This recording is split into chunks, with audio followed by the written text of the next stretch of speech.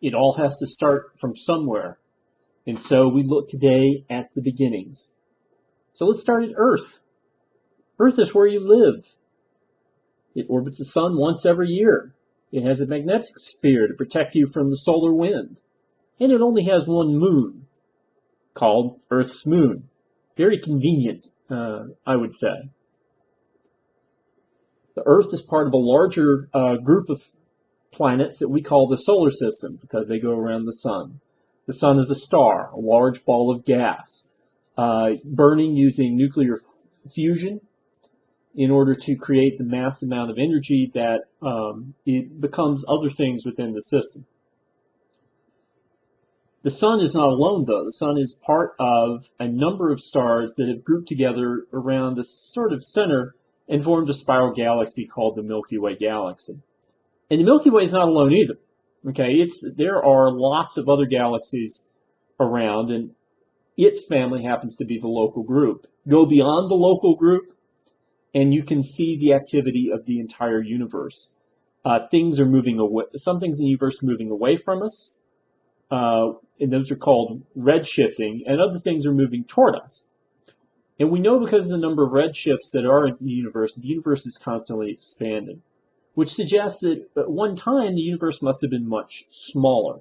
And if it was very small, it would have been really hot and really dense. And we normally associate this event that expands the universe with the Big Bang.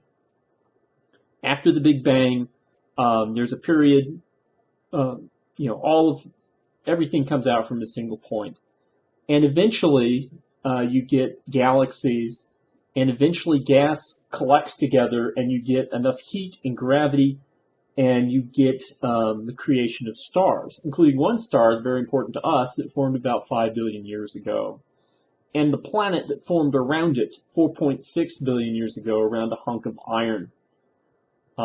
Getting material from all around the solar system, losing material in the case of the moon, also gaining something very important in the form of water, either from a foreign substance or from reactions within the Earth. Once the Earth became big enough, now the Earth can hold gas close to it. Gases like carbon dioxide, which will be very important. Water vapor, which ultimately will become the source of the Earth's water. In fact, the water-covered Earth is what makes the planet so different.